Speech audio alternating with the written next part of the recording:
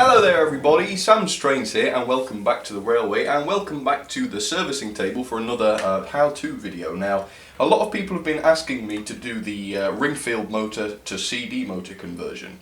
And until now I've said, I don't really want to do that because this process is, I don't know how to say this, it's a little bit bodgy. It is a bodge job. And there's basically a lot of risk of this going wrong and not working properly. So I didn't want to make a tutorial in case people would follow it and ruin working models. So I'm going to say that you do this at your own risk if you want to do it, and I would also recommend that you only do this to models that are knackered, models that aren't working properly. There's no sense in doing this to a good working model because you run the real risk of ruining a good working model. But if the model's running badly, like this particular one is, I don't see that there's any problem with trying, Why not? You've got nothing to lose. Okay, before I get started then, here's a little clip of what the results might be. I've done this 5 or 6 times and I've never actually, messed it up. So, yeah, here we go. Here's just a little bit of results.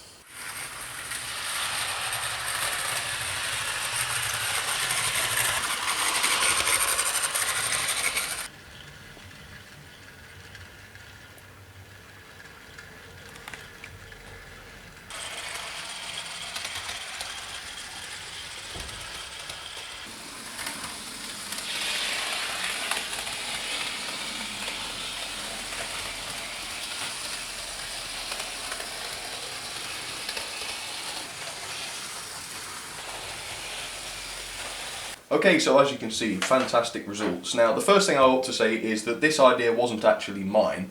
It came from somebody else, and the earliest video I can find of this being done is on a video by Blue Heist. So, yes, it's truly his idea, I would guess. And thank you to Tornado60163 and Ian Jeffrey for suggesting this. Okay, so the first thing you're going to need is the new motor. Now this is a CD motor. Now you can get these for free out of any old CD-ROM drives or DVD drives or anything like that. So if you've got any old computers hanging around, any old disk drives, you can harvest them for these just like I've done with this one. If you don't have anything like that, don't worry, you can pick these up for less than £5 on eBay. Just search for CD motors. Okay. So the first problem, the reason I was quite sceptical of this at first, is because these motors are between 3 and 4 volts. That's what they're rated for.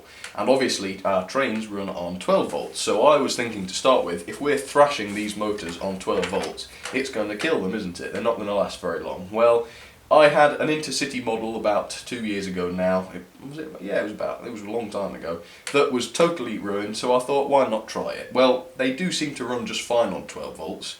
And then the next question was, how long will they last? Because, they're being overclocked significantly. Well, I've had that one now 2 years and it still runs just fine on this motor, but there is something you can do with diodes. Now, I'm going to explain what you can do with the diodes later on, because we need to get the first step of this done so that the glue can start drying and we can get on with it. So, yeah, let's start. I'm just going to show you what to do as I go along, basically, and hopefully this won't be the time it all goes horribly wrong and I don't cock it up. Okay, let me get my screwdriver and get this one apart. Now, you can only do this process with a few types, well, there's a few locos basically that you can't do this with. Most of the tender-driven locomotives, the steam ones that is, you can do, but some of them have a centre set of wheels, which are just dummies, and you'd have to remove those. But if you do want those centre wheels to stay there, you can just glue them on as dummy wheels well out of the way, because these motors are quite large. Okay, but this one is a Bobo, so there aren't any centre wheels. Let me take this out of the way. And as you can see, the 2 driving wheels here don't obstruct where the motor needs to go, so this is fine. Now, as I say, this is a little bit of a bodgy, I don't know the better word, it's a bit dodgy. It's a bit of a dodgy process, so I'm going to tell you where the pitfalls are, and you can try and avoid them. But there are a few different stages of this which could potentially go wrong and spoil the model. But yeah, I think if you're careful you should be okay. So what I'm doing here is I'm just dismantling the original Ringfield motor. We won't actually need any of this. But actually, if you do this, you can harvest the springs, you can harvest the screws, the brushes, the commutator, if the commutator's not already dead. You can harvest those and reuse them in for spares, perhaps on models that you can't do this process on. Okay, let me find a different screwdriver because for some reason this brush is screwed in a different way. So yeah, as I say, this one did run very well for many years, but it's just starting to slow down, and you know, they're supposed to be high-speed trains. I want it to go fast. Okay, so I'm dismantling this, as you can see. Start taking this apart completely. Now, one of the bodgy bits is coming up, and this is the cringiest part. This is going to make you all cringe. Now, there is a tool which you can use for the following, and it's called a pinion puller, I think. Pinion puller? Yes, and they're only £10 on eBay, and I'm going to order one because I don't like doing this next bit. But what you've basically got to do, hang on, I'll get these gears off. Of course, you're going to save these gears. You're going to be using these. Take them off. Okay, so basically what we've got to do is remove the armature, and that is not a nice job because you've got to get this gear off, and of course you've got to be careful with that gear because you're going to need it. So what I'm going to do is not recommended, and again this is why I didn't want to make a tutorial, because I didn't find a nice way to do this, but I have now the pinion puller, but I don't have one of those, so I'm going to just clamp this in the vise. I apologise for what I'm about to do, and then I'm just going to knock this gear out. So you probably, I don't know if any of the cameras are going to see this. Yes, you will, this camera. So I'm just going to knock this gear out. Okay, what am I going to, I'll use this screwdriver in fact. Hang on. I'm just going to use this dowel to help it through. Okay, so the gear is now off. Let me take this out of the vise so that you can all see it. And now the armature is free to leave the chassis forever. Oh, what a sad moment. Okay, I've put that to one side. I could use it in an emergency. And of course this gear we need to save. So I'm going to put that to one side as well. And you see this little brass, I don't know whether you call it a bearing or not, it doesn't really serve as a bearing. You need to get that one out as well actually, so there should be easily removed actually. Actually, I'm going to clamp this back in the vise, bear with me. And I'm just going to blast it out. Oh, that's shot out. Okay, so that is now ready. Next thing to do, we need to remove the magnet, because of course the magnets, the motors that we're going to use have their magnets pre-installed. So we just need to find a way to get this one out, and you can just poke them out normally. They're not normally glued in or anything like that, but they can be a bit of a job to get out in fact. There it is. Okay, next job then, we're going to take your cleaning fluid of choice and clean this up. Now, actually you could take the driving wheels off if you wanted to. I don't do that because I'm not too keen on getting them back on and gauged again. And if you're careful, you can do it without removing them. But sometimes it might not be possible to do this without removing them. I believe my Intercity 125, I had to remove them. But yes, a few that I've just done, this one for example, won't need to have it. And I think it's the Midland Compound, the old Hornby tender driven one. That one didn't need to have them out either. Okay, I'm just cleaning this up because we're going to be super gluing the new motor in place very shortly. Oh gosh, cotton bud's been ruined. And again, this is the part that again could go very badly wrong. You know, the super glue could go into the motor and ruin it. You might not get it in line properly. There's all manner of things that could go wrong. So I'm going to let that dry. Excuse me. No, I'm not going to let it dry. I'm going to dry it myself because we haven't got time to wait really. Right. Always good to figure out what you're going to do before you do it. So you want the wires on the motor to be up this way, like that. So that's where we're going to position it. You can see you need to get it exactly bang on in the middle like that. Now the best kind of glue to use for this is in fact a Loctite gel, I believe it is. I haven't got any of that, so I'm just going to be using this super glue, but if you really want to do the thing properly, I would recommend getting some of the Loctite gel. Now they do super glue as well, do Loctite, but you really want the gel because that seems to bond more quickly. Anyway, okay, this is the scary bit. So of course you're going to want to bang this in place pretty promptly, because if you get any glue down this armature, it's going to seize the motor up, and you're going to, at best, you're going to need a new motor. At worst, it's going to ruin this, and you can't really do it again. So I'm just going to add a small amount of glue, not too much, in here. And we're going to fortify it later on with some hot glue, but just to hold it in place, I am going to super glue it. Okay, here we go. Let's try it. So you've got to get it in the right position first time.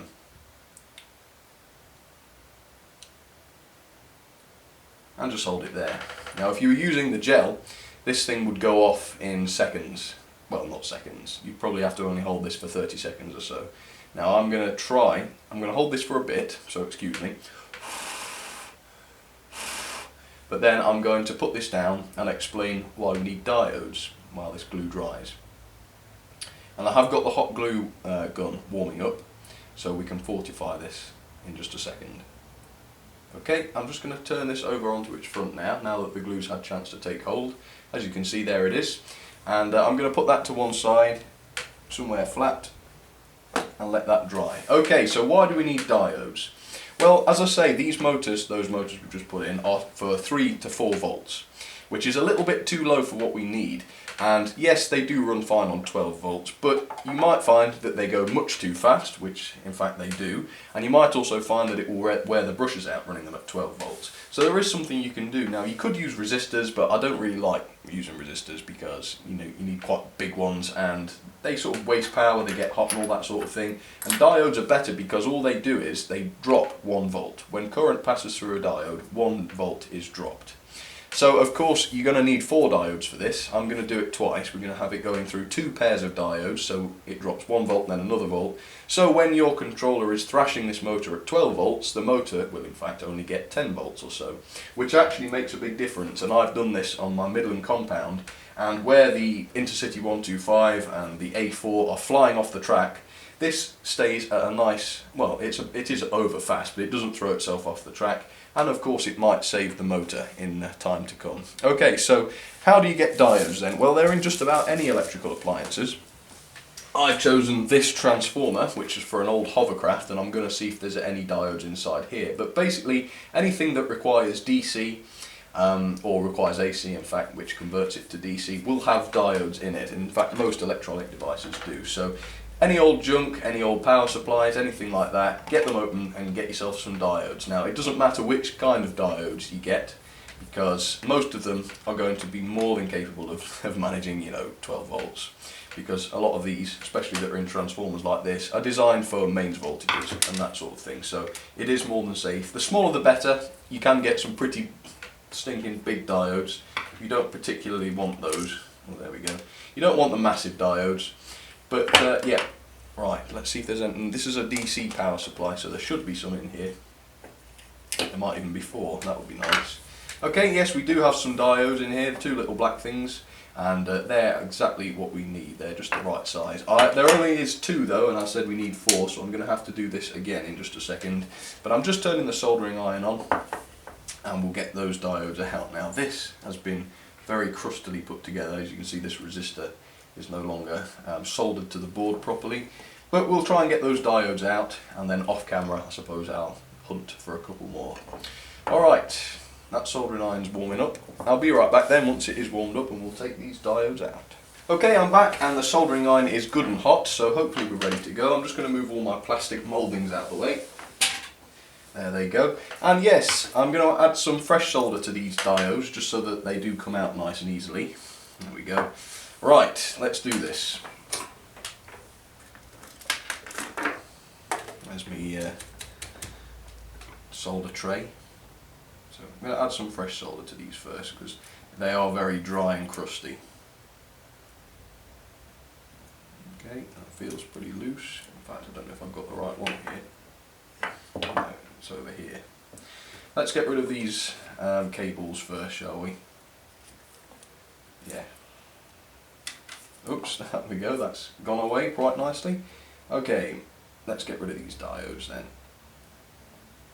Well, not get rid of them. Okay, that's freshly tinned up. In fact, they might be dropping out. Okay, actually, diodes get very hot. They seem to conduct heat pretty well, so I would recommend just using some needle noses to grab hold of them and then heat them up and pull them off. If I can get hold of it, hang on. Yep. So I'm just heating the contacts up. It is a bit fiddly, admittedly, but they come in the end. That's one end, that's the other. So there's one diode. As you can see, only a little thing, and you only want these little ones really. And that is pretty hot, so I'm going to put that down. Right, let's figure out where the other one is. I'll do the same thing. I think this one's it here. And I realise you can't see this too well. But yes, it's quite good fun, you know, harvesting components off circuit boards. It's quite a nice pastime. Grab the diode again with the needle nose.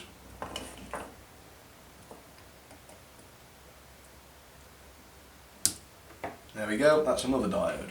Okay, well, like I say, we need 4, so I'm just going to, off camera, dive through my graveyard of old electronics and find myself 2 more diodes, and when I come back I'll show you how to pair these up and get them ready to put onto that new motor. Okay, let's do that. Okay, well, I found this old 12 volt transformer which actually had a full bridge rectifier on it, so that means 4 diodes, meaning I've got 6 in total, and there they all are, and there's actually another big diode on there which I'll harvest later on. And there's also some big juicy capacitors on there too, which should be good. So I'll hold on to that. Yeah, put all that to one side. But we now have our diodes, and we only need 4 of them. So I'm going to take 4. 1, 2, 3, 4. I don't know where the 6th one is. I should have had 6. Oh, it's there. Okay. Right. So you're going to do them in pairs. I'll put 1 pair on the input and another pair on the output. Okay, so you want to look at the diode closely. You'll notice when one end has sort of a silver paint on it, a silver cap. You want to make sure that the cap on one is at the bottom of the other, so you're putting them at odds and ends, because of course diode only allows power to flow in one direction, simply, and we want it to flow in 2 directions, for forwards and backwards running of course, which is why we're doing that. Okay, let me just clamp these in my vise and solder them together. Hopefully you'll see this. And I'm actually going to leave the long leg on some of these diodes so that I can just wire it onto the motor and to the pickups and whatnot without accidentally desoldering the diodes from each other, because that would be embarrassing of course. And I know you can't see this all too well.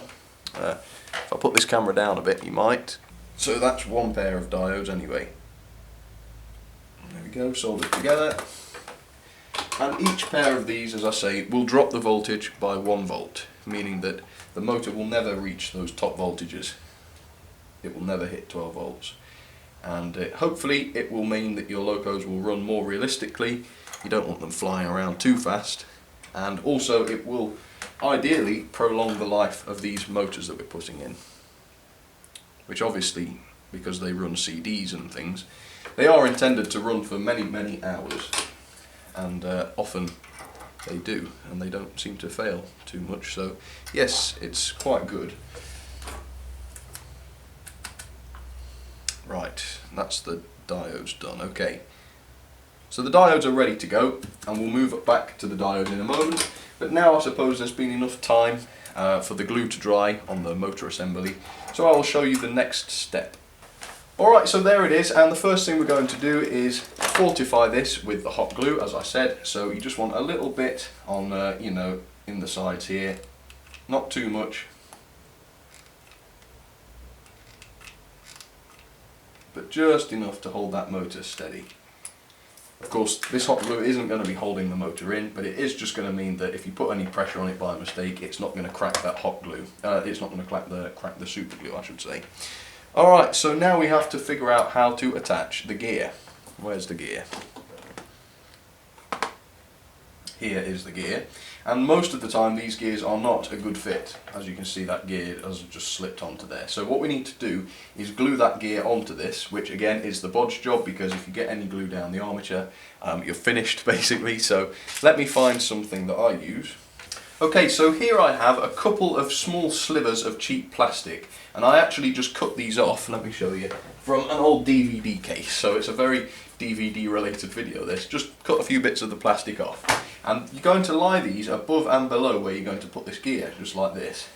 So there's one below, I'll get it in, and these will just hold this gear away from the chassis so that it is at the right level. And it will also help to prevent any of the super glue from dropping down towards the armature. So with those in place, you can position the gear, and you want to get it right in the middle like this, as accurately as you can.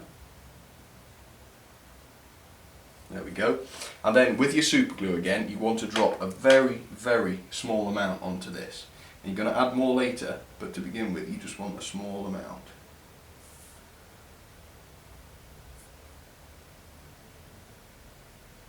Very small amount. Just dousing it really. And what that will do is that will seal quite quickly because it is just a small amount, and then later on you can add a little bit more and really glue it properly. So we'll wait for that to dry. I'll just look for an old rag or something to wipe this glue on. Okay, so I've given that, it's been about 30-40 seconds, given that a little bit of chance to dry. And now I'm going to add a little bit more glue onto the top of there just to finish the job off. Hopefully it will have had time to set and stop it going onto the armature. So yes, we'll just add a tad more glue to that. And always have a cotton bud handy just so that you can mop up any excess. There you go, that's gone excess. Alright, and now you've really got to leave it. You know, you've got a lot of super glue drying on there now, so what I tend to do is I will leave that now for a good half an hour, and then I'll come back and I will show you the rest of this process. But that is the worst of it done, of course. That is definitely the worst of it done. Okay, well it's been plenty of time now and this seems to have gone off, so I'm going to try and take these plastic pieces out, which, oh that one's not, but sometimes they can be sort of glued in place. But no, these weren't actually, so I obviously used a sufficiently small amount of glue. So as you can see, that gear is now nicely attached. Now I'm going to show you what else I've been doing while this has been drying. As you can see, I've attached the first pair of diodes to the chassis here. I've actually put the screw back in that was holding the brushes in the past and just soldered to that screw. So that's one terminal. We're going to be soldering one side of the motor to this terminal. And then on the other side, I have put these diodes onto this side of the pickup. So, you know, that pair of diodes is now going to be soldered onto the other side. But first we need to put the gears back in place, of course, so I'm going to do that very quickly. And you will find that actually now you don't really need to lubricate these because it doesn't affect, you know, how the motor runs. But I do lubricate them anyway because I don't want them to wear out.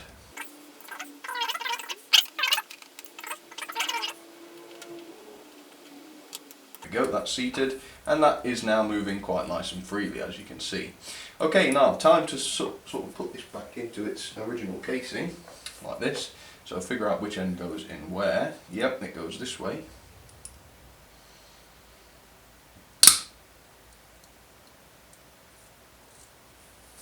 Okay, that seems to have clipped in nicely. Now, I'm not too sure about the direction, so bear in mind that if it goes the wrong way once I've soldered this together, I will need to unsolder them and connect them the other way. But we'll just guess, and we'll see if we can get lucky. See if I can do this. Right, so one terminal, I'm not going to bother with any heat shrink tubing because it's all held in place quite nicely and they're not going to short together. Also, I hope. So there's one. Let's put this chassis back on then.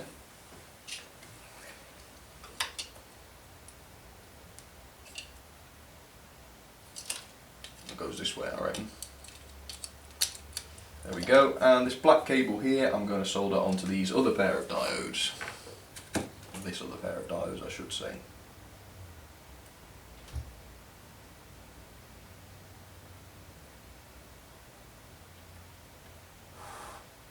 There we go, and that's all been tinned up, by the way. I did put the solder on that beforehand. Okay, so now that should be ready, and normally I would test this on the bench up here, but today I think I'm going to be a daredevil and put a little bit of oil on this and test it down on the track. So yes, let's do that and see how it runs, shall we? Okay, let's give this a go then. Hopefully you can see this here. I'm a bit nervous. It's probably a very stupid idea filming this for the first time. But yeah, okay, I'm going to give this a little bit of juice then and we'll see what happens. Just very slow speed to start with. Yep, you can see it's moving. Look at that for slow speed performance. Challenge you to find a Ringfield motor that can do that. Okay, bit more juice. And back into the shot. Look at that. And of course those diodes are going to really take the edge off this once it gets to those higher speeds. But as you can see, it doesn't really affect the startup voltage, because I assume this will start on higher than 2 volts. So yeah, it's very, very good, that is. Incredible. Anyway, I'm not going to thrash this one too much because I don't want to you know, ruin that super glue job.